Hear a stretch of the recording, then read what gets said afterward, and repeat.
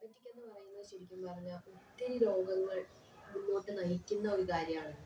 അപ്പോൾ അതുമായിട്ട് ബന്ധപ്പെട്ടുണ്ടാകുന്ന രോഗങ്ങളെക്കുറിച്ച് നമുക്ക് മറ്റ് ടെസ്റ്റുകൾ നടത്തി അല്ലെങ്കിൽ കണ്ടുപിടിക്കാൻ പറ്റുമോ?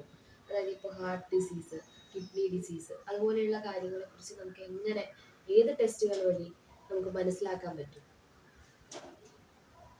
ഡയബറ്റിക്കില് ഇപ്പം പ്രധാനമായിട്ട് വരുന്നൊരു കിഡ്നി ഡിസീസ് ഒക്കെ നമ്മുടെ നാട്ടിലെ ആളുകൾ തിരിച്ചറിയുന്നത് ഡയാലിസിസിലൊക്കെ എത്തുമ്പോൾ കാലിലൊക്കെ നീര് വരുന്ന അവസ്ഥ നമുക്ക് അതിനൊക്കെ മുമ്പ് തിരിച്ചറിയാൻ സാധിക്കും. ഡയബറ്റിക് പേഷ്യൻസ് എപ്പോഴും ചെയ്യേണ്ട മൂത്ര പരിശോധന, മൂത്രത്തിലൂടെ പ്രോട്ടീൻ പോകുന്നുണ്ടോ, മൂത്രം പതഞ്ഞാണോ പോകുന്നത്. അപ്പോൾ 1 ഇയറിലൊക്കെ ഒരു മൂത്ര പരിശോധന ചെയ്യുക, GFR, അതായത് നമ്മൾ ഫിൽട്രേഷൻ, കിഡ്നി എത്രത്തോളം ഫിൽട്ടർ ചെയ്യുന്നുണ്ട്, അതിന്റെ എത്രത്തോളം റേഷ്യോ അറിയുക. ഇതുപോലുള്ള പരിശോധനകൾ ചെയ്താൽ നമുക്ക് ഇതിന് കിഡ്നി ഡിസീസിലേക്ക് എത്തുന്നതിന് മുമ്പ് നമുക്ക് തിരിച്ചറിയാൻ സാധിക്കും.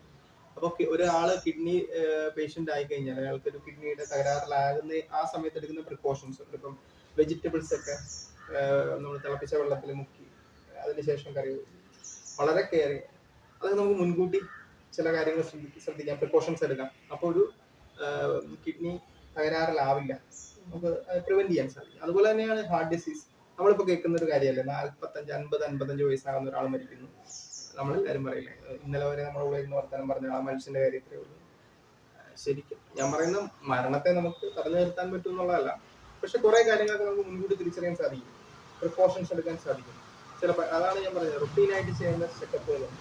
ഇപ്പോൾ ഒരാൾ പ്രമേഹ രോഗിയാണെങ്കിൽ അയാൾക്ക് 10 വർഷം കഴിഞ്ഞ് പറയുന്ന രീതിയിലുള്ള പല അസുഖങ്ങളും വരാം. ഒരു ECG എടുത്ത് നോക്കാം, അല്ലെങ്കിൽ പല ഇന്ന് ബ്ലഡിൽ തന്നെ ചില ഇൻഡിക്കേഷൻസ് കിട്ടും നമുക്ക്, ഹാർട്ട് ഡിസീസ് വരുമോ ഇല്ല. അപ്പം ഞാൻ പറയുന്നത് 100% നമുക്ക് പ്രിക്കോഷൻസ് എന്നുള്ളതല്ല, ഒരു 80 to 90% നമുക്ക് ഇതിനെയൊക്കെ മുൻകൂട്ടി കണ്ടെത്താൻ സാധിക്കും, തടഞ്ഞു നിർത്താൻ സാധിക്കും. അതുപോലെ തന്നെയാണ് കണ്ണിന് റെറ്റിനോപ്പതി എന്ന് പറയുന്നത്. റെറ്റിനോപ്പതി ഇതുപോലെ തന്നെയാണ്, കാഴ്ച ബ്ലീഡിംഗ് ഒക്കെ കണ്ണിനുള്ളിൽ ഉണ്ടായി കഴിഞ്ഞാണ് പേഷ്യൻസ് പലപ്പോഴും. ഇപ്പോൾ 1 ഇയറിൽ 6 മന്തിലൊക്കെ നമ്മൾ നേത്ര പരിശോധന, അതായത് ഫണ്ടസ് ഫോട്ടോ, നമ്മളെ റെറ്റിന പരിശോധിക്കുക എന്ന് പറയുന്നത് വളരെ ഇമ്പോർട്ടൻ്റ് ആണ്. കാലിന്റെ പാദ സംരക്ഷണം വളരെ ഇമ്പോർട്ടൻ്റ് ആണ്. ഇതൊക്കെ ഒരു റൊട്ടീനായിട്ട് ചെയ്യേണ്ട പരിശോധനകളൊക്കെയാണ്.